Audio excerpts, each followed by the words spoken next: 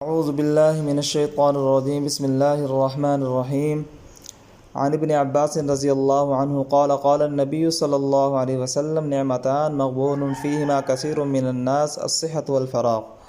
عبداللہ بن عباس رضی اللہ تعالیٰ عنہ کہتے ہیں کہ رسول اللہ صلی اللہ علیہ وسلم نے فرمایا، دو نعمتیں ایسی ہیں جن میں اکثر لوگ اپنا نقصان کرتے ہیں اور اس سے غافل ہیں، صحت و تندرستی اور فرصت و فراغت۔ تو اللہ تبارک و تعالیٰ ان دونوں نعمتوں سے ہمیں فائدہ حاصل کرنے کی توفیق عطا فرمائے۔